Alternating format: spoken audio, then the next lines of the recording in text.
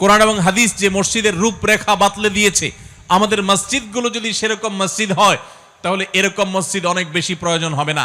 একটি মসজিদ গোটা পৃথিবীকে পরিবর্তন করার জন্য যথেষ্ট হবে ইনশাআল্লাহ। একটি আদর্শ মসজিদের যে রূপরেখার কথা কোরআন এবং হাদিস বলেছে, নাম্বার 1, একটি আদর্শ মসজিদের জন্য সর্বপ্রথম যে বিষয়টি থাকতে হবে তা হবে যে মসজিদ হবে তাওহীদ চর্চার কেন্দ্রবিন্দু।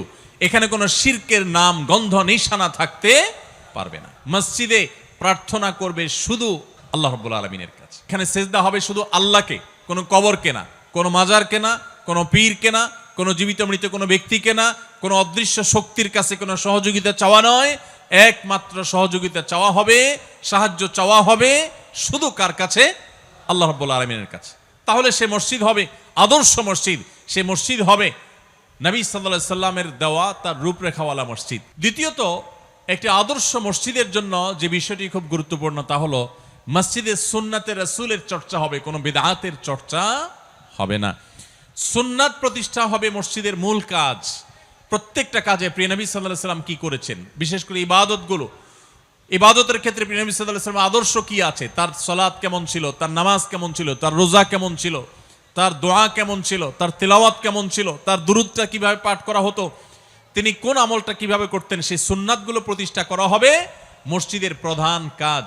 কোন মসজিদ যদি সুন্নাহ প্রতিষ্ঠা করে সর্বস্তরে তাহলে সেটি হবে আদর্শ একটা মসজিদ। তৃতীয়ত, মসজিদ যেহেতু আল্লাহর ঘর এবং সেখানে যেহেতু তাওহীদ প্রতিষ্ঠা করতে হবে, এটাকে কেউ ব্যক্তিগত খবরদারি প্রকাশের জায়গা হিসাবে গ্রহণ করতে পারবে না। অনেক মসজিদ আছে যে মসজিদগুলো মসজিদের কমিটি, মসজিদের কর্তৃপক্ষ, মোতাওয়াল্লি, সভাপতি, সেক্রেটারি অথবা বিভিন্ন ব্যক্তিবর্গ তারা তাদের ক্ষমতা জাহিরের একটা কেন্দ্র হিসাবে মনে করেন। তারা মনে করেন যে তাদের খবরদারি জাহিরের একটা বড় জায়গা হলো মসজিদ। মসজিদ হলো গোলামি প্রকাশের জায়গা। আল্লাহর ঘরে এসেও যদি কেউ নিজের কর্তৃত্ব আর সর্দারি আর মাতবরি জাহির করতে চায় তো এর চেয়ে বড় অহংকারী আর পাপিষ্ঠ এবং কপাল পোড়া হতভাগা আরেকজন হতে পারে না।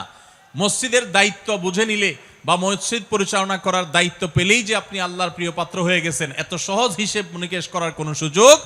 এই জন্য আদর্শ মসজিদের জন্য এই জিনিসটা খুবই জরুরি যে মসজিদ কর্তৃপক্ষ ইমাম সাহেবকে, খতিব সাহেবকে বলবেন পরিষ্কারভাবে যে আপনি কোরআন এবং হাদিসের আলোকে আমাদের মসজিদকে আপনি আলোকিত করবেন, আবাদ করবেন। কোরআন হাদিসের বাইরে মন গড়া জিনিস আমরা চাই না। আজকাল সেই মসজিদ কমিটি খুব কমই পাওয়া যায় যে মসজিদ কর্তৃপক্ষ ইমাম সাহেব, খতিব সাহেবকে সে ফ্রিডমটা দেন, তাদেরকে সে স্বাধীনতা দেন, তাদেরকে তাদের কথা বলবার সুযোগ দেন। অবশ্য ইমাম খতিবদেরও দায়িত্ব আছে মসজিদ কমিটিকে বুঝিয়ে তাদেরকে কাউন্সিলিং করে তাদের কাছ থেকে বেশটা আদায় করে নেওয়া এবং মসজিদকে আদর্শ মসজিদ হিসাবে গড়ে তোলা। ভাইরা আমার, একটি আদর্শ মসজিদের জন্য আরেকটি গুরুত্বপূর্ণ যে বিষয়টি দরকার সেটি হলো মসজিদে ইমাম এবং খতিব মুয়াজ্জিন যারা থাকবেন এটাকে তাদের পেট পালার মাধ্যম হিসেবে গ্রহণ করবেন না। শরিয়াত দৃষ্টিকোণ থেকে ইমামতি, খতিবগিরি করে টাকা নেওয়া, বেতন নেওয়া জায়েজ হলেও এটা তাদের রুটি রুজির মাধ্যম না। এটাকে যদি তারা একমাত্র রুটি রুজির মাধ্যম বানান, এটাকে যদি তারা শুধুই প্রফেশন হিসেবে দেখেন তাহলে কখনো একটি আদর্শ মসজিদ গড়ে ওঠা সম্ভব নয়। তাদের এটা হবে সেবা, এটা হবে তাদের দায়িত্ব পালন, এটা হবে আল্লাহর ভয় থেকে একজন ইমাম, একজন খতিব তার মুসল্লিদের, তার মুক্তাদিদের কারোর দুর্বলতা, কোনো ত্রুটির কথা মনে করে আল্লাহর কাছে ভোর রাতে তাহাজ্জুদের সময় দোয়া করবেন, সেজদায় দোয়া করবেন, নামাজের পর দোয়া করবেন, বিভিন্ন সময় দোয়া করবেন তাদের জন্য। এটা হবে একজন আদর্শ ইমাম, একজন খতিবের দায়িত্ব। একজন আদর্শ ইমাম খতিব ছাড়া একটা আদর্শ মসজিদ সম্ভব নয়। আদর্শ মসজিদ তখন হবে যখন সেই মসজিদের ইমাম, খতিব, মুয়াজ্জিন সবাই আদর্শবান হবেন। ইমাম খতিবদের উচিত মসজিদগুলোতে নানাবিধ আয়োজন করা, বিভিন্ন প্রোগ্রাম করা, প্রোগ্রামের মাধ্যমে এলাকাবাসীকে নানাবিধভাবে উপকার পৌঁছানো। আমাদের প্রিয় নবী সাল্লাল্লাহু আলাইহি ওয়াসাল্লাম মসজিদ আপনারা জানেন শুধু নামাজ পড়ার ঘর ছিল না। সারা বাংলাদেশে মসজিদগুলো এখন বেশিরভাগ মসজিদগুলো হলো নামাজের ঘর। শুধুমাত্র সেখানে নামাজটা হয়, নামাজের পরে আবার তালা মেরে দেওয়া হয়, বাস শেষ। অথচ মসজিদ থেকে আমরা নানাবিধ সামাজিক কর্মকাণ্ড আমরা করতে পারি। বিশেষ করে আমাদের সমাজে পারিবারিক ব্যবস্থা ভঙ্গুর হয়ে গেছে, দাম্পত্য জীবন ভয়ঙ্কর একটা অবস্থা পার করছে। আমরা জানি স্বামী স্ত্রীর মধ্যে মনোমালিন্য চরম আকারে, ঘরে ঘরে সংসার ভেঙে খান খান হয়ে যাচ্ছে। এরকম কঠিন পরিস্থিতিতে মসজিদের ইমাম সাহেবরা যদি প্রশিক্ষণ নিয়ে তারা যদি কাউন্সিলর হওয়ার দায়িত্ব নেন, কাউন্সিলর বলতে মানুষকে কাউন্সেলিং করা এবং ফ্যামিলি কাউন্সেলিংটা যদি তারা সঠিকভাবে করতে পারেন তাহলে ইনশাআল্লাহ আমাদের সমাজের এই ভয়াবহতা কিছুটা হলেও রোধ করা সম্ভব। আল্লাহ তাআলা আমাদের সমস্ত মসজিদগুলোকে সেরকম মসজিদ হিসেবে কবুল এবং মঞ্জুর করবেন, আমিন। মসজিদ হলো ইসলামী সমাজ ব্যবস্থার হৃৎপিণ্ডের মতো।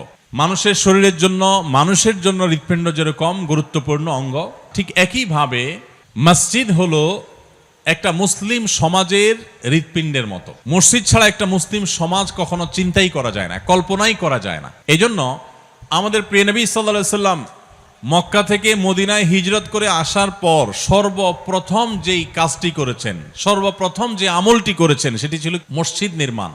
মসজিদ নির্মাণের আমলটি আমাদের প্রিয় নবী সাল্লাল্লাহু আলাইহি সাল্লাম সবকিছুর আগে করেছেন। ইসলামের ইতিহাসে প্রিয় নবী সাল্লাল্লাহু আলাইহি সাল্লামের স্বহস্তে নির্মিত, তার তত্ত্বাবধানে নির্মিত সর্বপ্রথম মসজিদের নাম কি? মসজিদে কুবা। প্রিয় নবী সাল্লাল্লাহু আলাইহি সাল্লাম মক্কা থেকে হিজরত করে যখন মদিনায় প্রবেশ করেছেন, কুবা অঞ্চল দিয়ে, কুবা এলাকা দিয়ে প্রবেশ করেছেন মদিনায়। আর কুবা এলাকায় মদিনার মানুষ সমবেত হয়েছিল প্রিয় নবী সাল্লাল্লাহু আলাইহি সাল্লামকে অভ্যর্থনা জানাবার জন্য। আর সেই জায়গায় দাঁড়িয়ে তিনি সর্বপ্রথম কুবায় মসজিদ নির্মাণ করেছেন, সেখানে অবস্থান করে মসজিদ নির্মাণ করেছেন, সেখানে সালাত আদায় করে তারপর সামনে আরো মসজিদ নির্মাণ করেছেন। এরপরে মদিনার কেন্দ্রে যখন প্রবেশ করেছেন, আজকে যেখানে মসজিদে নববী অবস্থিত, সেখানে যেও তিনি প্রথম কাজ করেছেন মসজিদ নির্মাণ। নিজের বাসাবাড়ি নির্মাণ, নিজের থাকার জায়গা, ঠাঁই, এগুলো সব পরে চিন্তা করেছেন, আগে মসজিদ নির্মাণ করেছেন।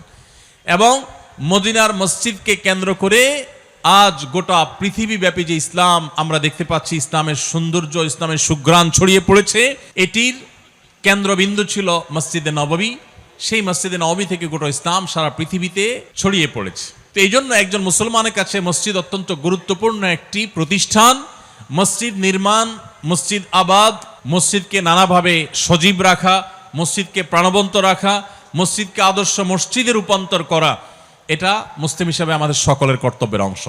মসজিদগুলোর শক্তি সম্পর্কে আমরা অনেক মুসলমান জানি না। আজ পৃথিবীর বিভিন্ন প্রেসিডেন্ট, পৃথিবীর বিভিন্ন রাষ্ট্রনায়কেরা তারা তাদের জাতির উদ্দেশ্যে সাপ্তাহিক বক্তব্য দিয়ে থাকেন, বুলেটিন প্রকাশ করে থাকেন। এই মসজিদ হলো সেই প্রতিষ্ঠান, মুসলমানদের এই মসজিদ থেকেই সর্বপ্রথম এই আইডিয়া দেয়া হয়েছে সপ্তাহে একদিন এলাকার সর্বস্তরের মানুষের উদ্দেশ্যে ভাষণ দিবেন সম্মানিত খতিব, এবং তাদের সুবিধা অসুবিধা, তাদের করণীয় বর্জনীয়, তাদের জন্য প্রয়োজন নির্দেশনা তিনি প্রদান করবেন। এর মাধ্যমে একটা আদর্শ এবং সুন্দর সমাজ গড়ে উঠবে।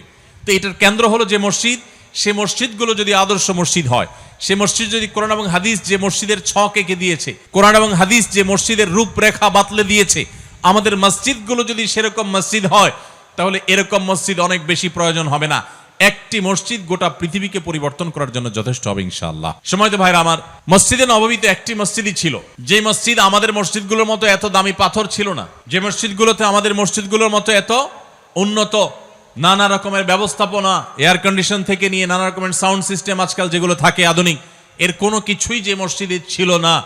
সেই বাহ্যিকভাবে দুর্বল অবকাঠামোর উপর দাঁড়িয়ে থাকা সে মসজিদ এতটা শক্তিশালী ছিল, গোটা পৃথিবীর মোড় এটাকে খুব অল্প কিছুদিনের মধ্যে পরিবর্তন করে গোটা পৃথিবীর নেতৃত্বের আসনে মুসলমানদেরকে বসে দিয়েছিল এই মসজিদে নববী। আজও যদি আমরা আমাদের মসজিদগুলোকে সেরকম আদর্শ মসজিদ বানাতে পারি, তাহলে ইনশাআল্লাহ সমাজের চেহারা বদলাতে খুব বেশি সময়ের প্রয়োজন হবে না। আস-সুন্নাহ ফাউন্ডেশন, উম্মার স্বার্থে সুন্নাহর সাথে।